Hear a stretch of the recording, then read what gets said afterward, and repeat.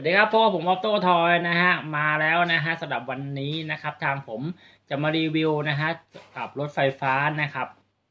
ที่เป็นตัวขายดีของทางร้านนะฮะนี่คือรถไฟฟ้ารุ่น9125นะหรือว่ารุ่นเขาเรียกว่าทัก9125นะครับเป็นรถไฟฟ้าสเกล1:10นะครับซึ่งรถตัวนี้นะครับมีความพิเศษกับแตกต่างจากตัวอื่นก็คือว่ามอเตอร์นะครับที่ใช้ในการขับเคลื่อน4ล้อนะฮะตรงนี้ครับจะใช้มอเตอร์ถึง2ตัวนะฮะใช้มอเตอร์ถึง2ตัวแล้วก็ชุดไฟของเขานะครับเป็นชุดบัตเลส2สายนะครับ60แอมป์นะ60แอมป์ข้างหลังก็จะมีโชคคู่หลังนะฮะซ้ายและขวานะครับรวมแล้ว4ต้นนะครับรวมแล้วเป็น2คู่4ต้นข้างหน้าก็มี2อันนะครับ2อันแล้วก็1คู่นะครับดุมล้อนะที่ให้มานะฮะก็จะเป็นดุมเหล็กเหมือนกันนะครับสำหรับตัวนี้นะครับสเกลของเขาคือ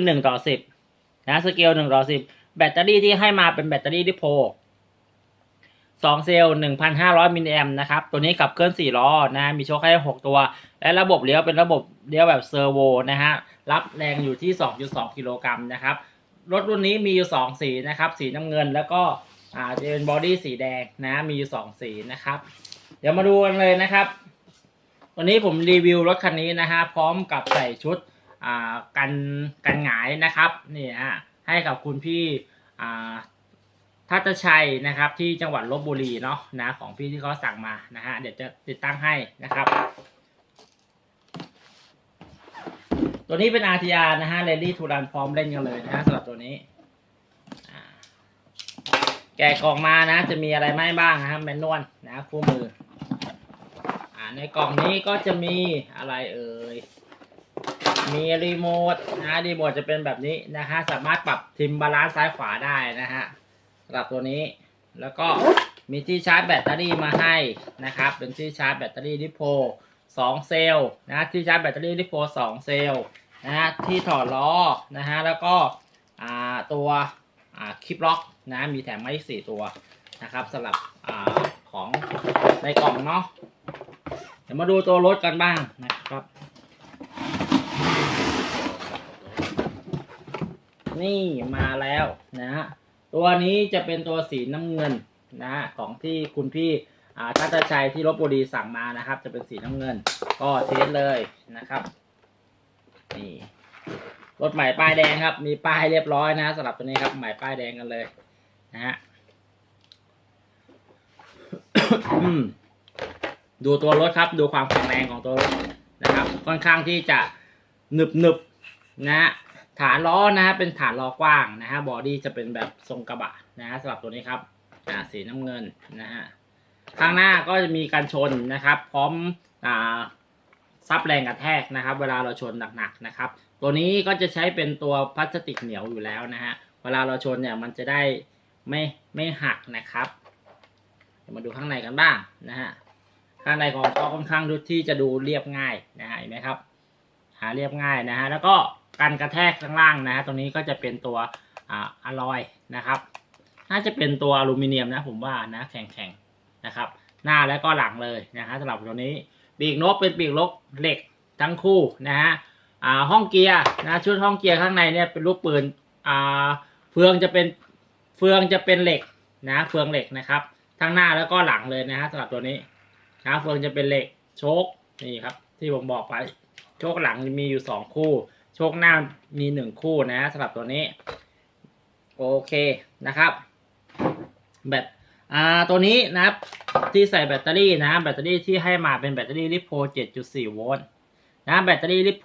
7.4 โวลต์2เซลล์นะครับนี่คือเดิมที่ให้มานะครับเดี๋ยวจะมาเทสรถดูก่อนนะครับว่าใช้งานได้ปกติหรือเปล่านะครับก่อนที่จะมาใส่ตัวกันยกนะครับก็ใส่ฐานที่รีโมท3ก้อนนะฮะใส่ฐานที่รีโมท3ก้อน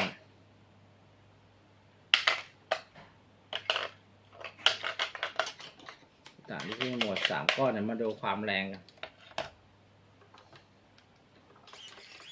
ระบบเลี้ยวแบบเซอร์โวนะ 2.2K เนี่ยนี่คือ2เซลล์นะเร่งเร็วสปีดตามมือครับเนี่ยปึ๊บ นี่คือ2เซลล์รถคันนี้สามารถรองรับแบตเตอรี่3เซลล์นะสามารถรองรับแบตเตอรี่นะสามารถรองรับแบตเตอรี่3เซลล์นะฮะนี่ครับความแรงของเขาครับถ้าเรากดแบบเขาเรียกว่าถ้าใส่2เซลล์นะครับอยากจะกดยกล้อก็คือจอดนิ่งกดเต็มมือจะยกตีลังกามาแบบนี้นะครับสำหรับตัว9125แต่ถ้าเป็นใส่แบบ3เซลล์นะรถวิ่งอยู่แล้วนะจะกดยกก็กดเต็มมือก็จะยกนะครับนั่นคือข้อแตกต่างระหว่าง2เซลล์กับ3เซลล์ความแรงก็จะแตกต่างกันอยู่แล้วนะฮะระหว่าง2เซลล์กับ3เซลล์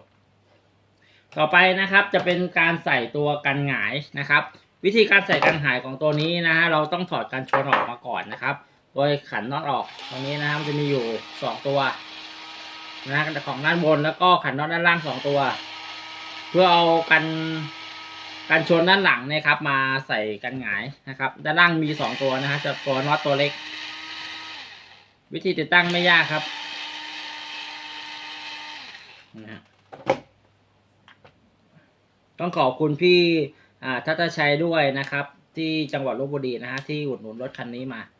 นะครับเนี่ยก็ถอดกันชนออกมานะจะเป็นลักษณะอย่างนี้นะครับก็จะมีใช้น็อตอยู่ทั้งหมด4ตัวจากนั้นนะเดี๋ยวเราจะมาประกอบแบบนี้นะครับจะมาประกอบกันแบบนี้เนาะก็ใช้เวลาแป๊บหนึ่งนะครับไองานกันหงายตรงนี้เป็นงาน CNC นะฮะลูกปืนจะเป็นลูกปืนญี่ปุ่นนะครับตรงนี้เดี๋ยวต้องเจาะรูนะครับเจาะรู2รูแค่นั้นเองครับไม่ยากแต่ว่าถ้าซื้อจากร้านผมก็ติดตั้งให้เลยนะครับฟรีค่าแรง โอเคเคลียร์นะครับแล้วก็มาวัดเจาะรู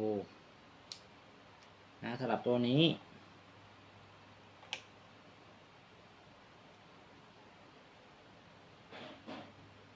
เดี๋ยวก็ทำการเจาะรูนะคะ2รูท่านใดสนใจนะสามารถติดต่อร้านโต้ทอยนะฮะได้3ช่องทางนะครับ1โทรนะ2ไลน์นะ3ผ่านระบบ Facebook นะครับสะดวกช่องทางไหนก็ทักมาได้เลยนะเอาที่ทางพี่สะดวกนะทางผมสะดวกหมดนะฮะทั้ง3ช่องทางแต่ถ้าอยากด่วนๆก็โทรมาครับได้คุยกันเลยนะถ้าโทรมานะครับจะมีเบอร์โทรไว้ให้นะฮะ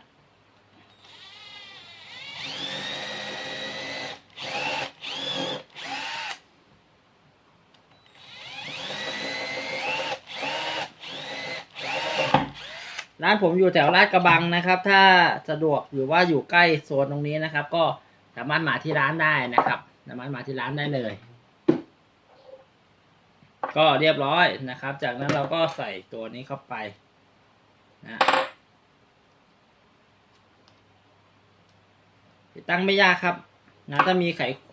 สว่านแค่ตัวเดียวก็ติดตั้งได้เลยนะครับสำหรับตัวกันยก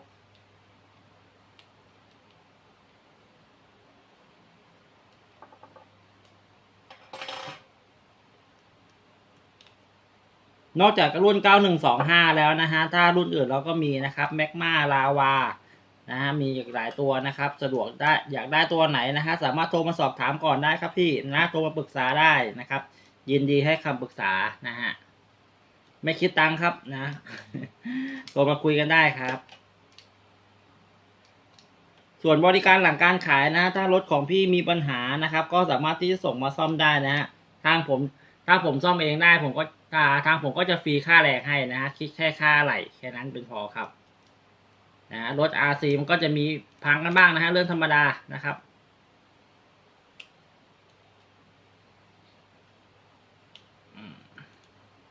หรือว่าซื้อรถมาจากที่อื่นนะครับรถเกิดการเสียหายก็สามารถติดต่อมาได้นะครับไม่ว่ากันนะครับพี่โอเคเคลียร์นะฮะก็ใช้ประแจ6เหลี่ยมนะขันนิดนึงนะจากนั้นก็ประกอบเข้าไปนะฮะก็ใช้น็อตที่มันถอดออกมาตะกี้4ตัวนะฮะประกอบเข้าไปนะไม่ยากครับเห็นไหมแค่มีสว่านตัวเดียวก็ทำได้ครับอันนี้ผมใช้ไก่ควงทุนแรงนะฮะ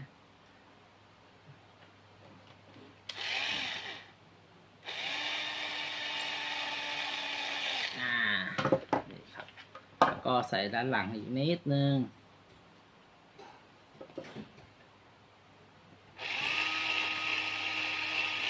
จากนั้นนะเดี๋ยวเราจะมีวิธีหนึ่งนะครับเดี๋ยวจะแนะนำให้เพิ่มเติมโอเคเห็นไหมครับนี่จะสังเกตว่าเมื่อเราใส่ตัว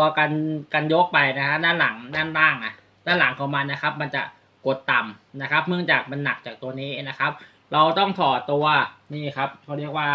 ไอตัวคลิปล็อกที่อยู่ในโชคข้างหน้าเนี่ยมันจะมีอยู่2 อันนะครับเราถอดตัวคลิปล็อกมานะมันจะเป็นตัว C อยู่นะครับ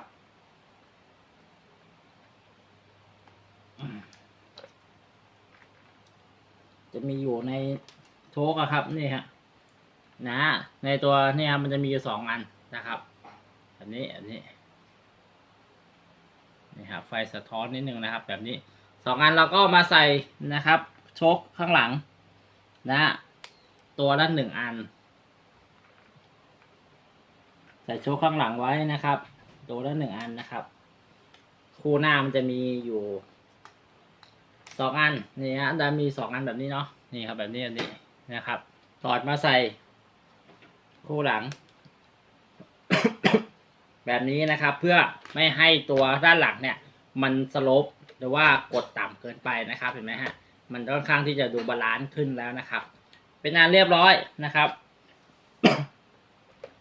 กรณีที่พี่ใส่แบตเตอรี่3 เซลล์นะแล้วก็มันก็ต้องแบตเตอรี่3 เซลล์มันจะยาวกว่าใช่ไหมครับเราก็ต้องหาอะไรมารัดทันอันนี้อยู่ที่การโมดิฟายของแต่ละคนนะครับตรงนี้ก็เป็นงานเรียบร้อยนะครับของคุณพี่ทัศชัยนะครับที่จังหวัดลพบุรีนะครับเรียบร้อยแล้วนะฮะโอเคสวยไหมครับนี่นะฮะ9125 modify โอเคครับท่านใดที่ดู YouTube อยู่อย่าลืมกดติดตามอย่าลืมกด Subscribe ด้วยนะฮะจะได้ไม่พลาดการรีวิวจากร้านออโต้ทอยนะครับขอบคุณครับแล้วเจอกันใหม่ครับ